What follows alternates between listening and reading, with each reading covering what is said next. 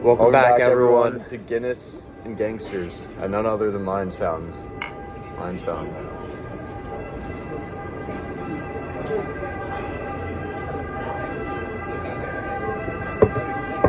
Oh, mine's way too high. I didn't get the finger placement right. Ooh, not bad. All right, should we just keep going? Yeah. Today, we're going to be diving into the world of podfathers, ex-mafia members who turned online platforms like YouTube, TikTok, and podcasts. They tell stories, offer advice, and claim they've changed, but have they? Our goal is simple.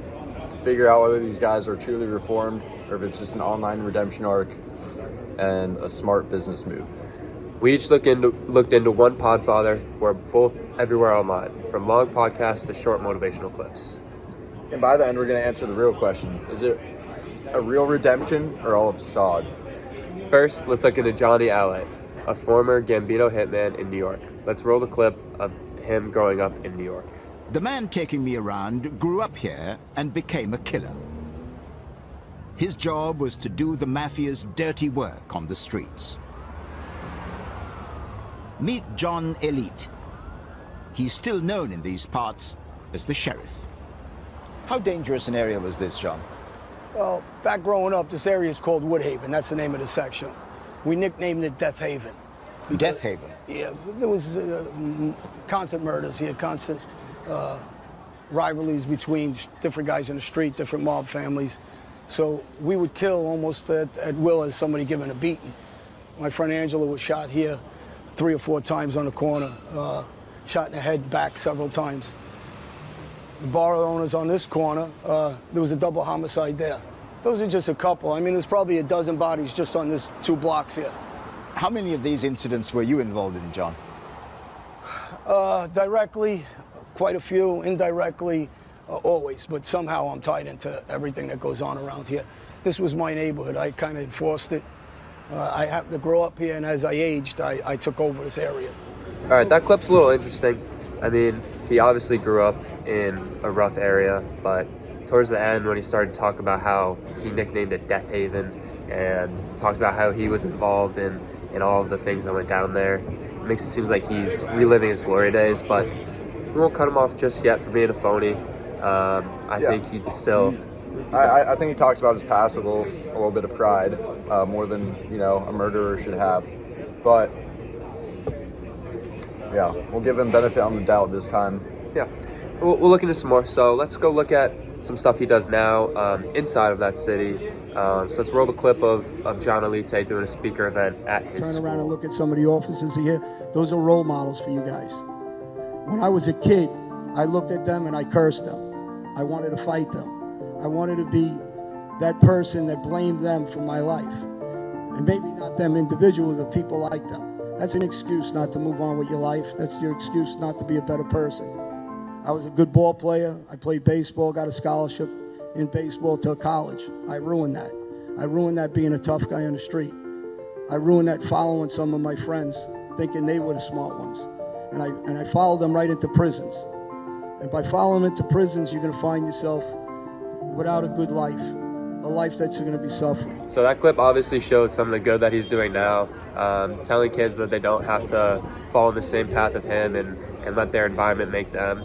So obviously he's got some good things going for him, just not reliving his bad mafia stuff. What are you feeling about that one? Yeah, he definitely seemed remorseful, and seemed like he regretted his past year and wanted a better future for the kids or in the audience he was talking to. So this was a good clip on his. It's good for him. It looks like he's really turned things around and he's actually making a difference by doing things in his community and talking to the younger generation and trying to get them to be better people. I think we're going to need a third clip for the tiebreaker here. So, however, like Brody was mentioning, there's another side, which is direct clips from his TikTok. Keep in mind these are I drove up near Shea Stadium, which is now Citi Field, and shot him in the head 2 times. So you put a gun to the back of his head and shot him? Yeah, it was my hit, and I was going to do the work. I don't like to use the word pride, but at the time, that's what I was thinking. I'm going to take pride in what I do, and I'm going to do it good. what happened to the body? What did you do with the body? Just picked it up. I told the guys move it, throw it on the side of the road like garbage.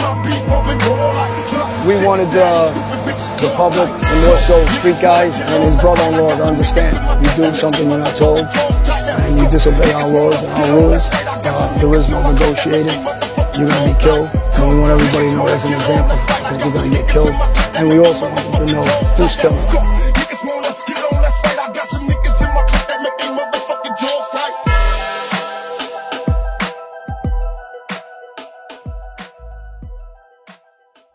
All right, now obviously that clip is not, showing him in a good light. It really seems like he enjoyed his Mafia time in there. Obviously, by putting in the music, that was just that was just unnecessary. And then the little edit of him at the end, shirtless, flexing, it makes him show. It's him trying to show himself as a tough guy, as a Mafia guy who you don't want to mess with. But at the end of the day, he's still a Mafia. And in his head, he's just chasing fame. What did you see there? Yeah, he's definitely trying to get viewer engagement on that one with the music playing. It was very edited video, wasn't very raw, and intimate in that sense. And I didn't see any remorse. It was like he's kind of bragging about it. He said, he doesn't take pride, but that's what I do. Like exactly I'm what I a was about to cold-hearted say. killer. He's like, I don't like to use the word pride, but, and then he says, but I and then took he goes pride. into how he took pride in it. So, and he kind of, I feel like he makes himself look like a tough guy. He does. In He this wants clip to, a yeah. lot, and he wants people to think he's a tough So, guy still. All in all, I think he has ulterior motives of just being a changed, remorseful man. I think he's going after fame and appearance of being that tough male. All right, so now we're gonna get into our second guy. Brody knows a lot more. All right, before we get into part 2 of this video, we want to shout out our sponsors. Lions Fountain. Today is Monday. They have a special deal every day. Today is Monday. It's paying US dollars today. Tuesday is wing day, and Wednesday is taco day. So get into Cruise it. on down to Lions Fountain. I come here, come here, get some food. Sponsoring this video. Nice Cheers. pint. Cheers. All right. We're going to jump into Mafia member number 2. We got Anthony Bingy Arlotta. And Arlotta was a captain for the Genovese family in Springfield. He was tried and convicted of 2 murders. Adolfo Bruno, who was a mob boss, and then Gary Westerman, who was a mob associate, along with other crimes like extortion, etc. And after a plea deal, he only had 99 months in prison. He immediately cooperated with the feds, giving them the location of Gary Westerman's remains and exposing the whole Bruno murder plot. He went on to testify at 2 separate trials, sending 2 of his former crew, along with the former New York Mafia-based acting Genovese family boss Arthur Artie Negro and the loan shark Emilio Fusco to prison. He's been labeled one of the best Mafia informants ever by federal prosecutors, but unlike Elite, he's not everywhere. Dad, we're going to go to jail for the rest of our lives. It was a death penalty case, but they ain't going to give us death. So we're going to go to jail for the rest of our lives. There's 4 of us, 3 of us, me and 3 other guys from our area. I said, they wouldn't let us kill John Bologna. Artie's not in the system. I go, let's make a deal, cooperate. We'll stick together. It'll be like the mass faction. And what's life like for you now? Right now, I'm blessed and grateful that I have a second chance in life. I was doing a little real estate. I have my own wine business out called Pots. All right, so in this clip, you can kind of hear him talking about how he became an informant and what his thought process was to getting there, and then goes on to explain that, and then talks about how he's glad he got a second chance at life afterwards, and he's really glad that he's in the position and fortunate enough to be in the position he's in now. And along with it's definitely a lot different than Elite. That's what I was gonna say. It's a lot more. He's actually talking about the inner workings and trying to explain what actually happened, whereas Elite is glorifying what he did himself. So off to a good start with Biggie. It's a lot about him talking about his experience and not making it about other Mafia members, and it's an unedited raw one-on-one interaction between him and his interviewer. It's not even his own platform he's doing this on, so I think this is good start. My father had a fruit and vegetable store, Italian imported products. He was the biggest wine grape distributor in all of Mass. I used to work for him. That's the only job I really had until later on in life when I got out of all this. So it was a family business. I used to work with him.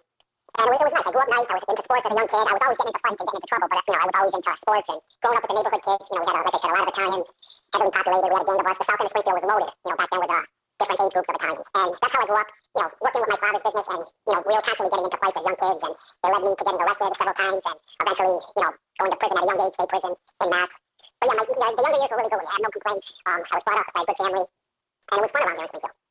And so what exactly, I talk with a lot of folks that end up down a wayward path, and they describe growing up in near poverty and mafia life being the only avenue available to them, given their disadvantages, and it was something that their parents were involved in, maybe even their grandparents. It doesn't sound like that was the case with you. It sounds like your early days in Springfield were relatively bucolic. Tell me how you first got involved with Wise Guys, and what was it about that life that drew you in? Yeah, so that's a good point right there, because a lot of, even with gang kids growing up, they're in poverty. The streets are the only way to get, succeed in life. With me, it was different. But at the same time, being Italian and being a wild kid, like I said, always fighting, getting in trouble, the mafia presence was so strong that when you saw all these mafia guys, they used to come into my father's store. Being a young kid was impressionable. You wanted to, you were interested in what they do, and you wanted to maybe follow in their steps because, they were feared. My family used to, always give them respect. All right. After seeing clip number 2, Bruno and I are both pretty impressed still.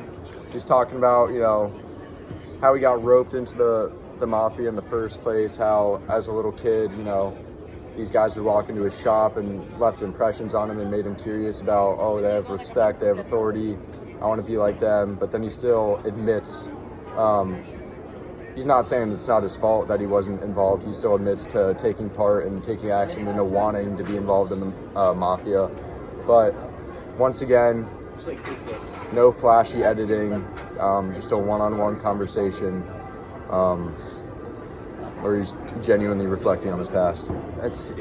Again, different than Elite, where he's talking about how tough he was and all of that. It's more, I was an impressionable young kid, and this is what happened, and I feel bad about it, but I still did the thing, so I deserve, to be looked down upon. Yeah, and did you feel like he was being, emotional about genuine about his past mistakes and like broken relationships? He didn't want it to happen, but it's sort of just how the path of life took him. Yep. Right. I'm definitely picking up some. So let's see our last of the 3 remorse. Clips, and now I'm 56, and I appreciate life. You look at life differently, and I look back at my life, and to be honest, it's like it's too different of me. It's like I can't believe I was involved in all those, murder conspiracies, murders, violence. I look back at the life I live, and sometimes I don't even believe it. And so I would say just to be more grateful and have gratitude in life for the things that you have, and not wanting more, you'll get more. And and I've also, so that's one way of looking at things, but also learning something new every day. Instead of, when I go to the gym, instead of listening to music, I listen to intelligent podcasts about health and, what kinds of nutrients and foods and all kinds of things that help your body and nourish you. And just... All right, in that clip, I think he's definitely talking more about, how the mafia is deceptive, how it's false, and points out he critiques the mafia a lot, which I feel like Elite doesn't necessarily critique it, but he doesn't go out of his way to not defend it. And I feel like this is, once again, just showing you how much different they are. Once again, doesn't have his own YouTube channel, doesn't really have a personal brand, no TikTok, but more just talks about his story, his perspective, and how, to avoid his path of life as a young kid. He's definitely trying to deter people in his position from joining the mafia by giving them some of the downsides of saying they're not that tight, everything like that. One question I do have is, why is he smoking the cigar during the interview? I mean, that's a little questionable, but we'll let it slide because he has a good track record so far. But I think, safe to say, I think he's one of the good reformed mafia members. If that was his idea, or if it was the people interviewing him. We'll let that go. Yeah, we'll let it slide. Definitely a little questionable. I think we can end it and say he is reformed, he is helping, and Elite is opposite. All for show. Did some other searching and how people tagged him, words like rat, snitch, mafioso on social media platforms, and he never engages back. He doesn't defend the mafia code. He doesn't attack other informants. He's very lay low profile now, just working on himself, it seems like. So I think we're going to give this one a stamp of reformation. Good. All right. Cheers. Very good being episode. reformed. See you guys next time.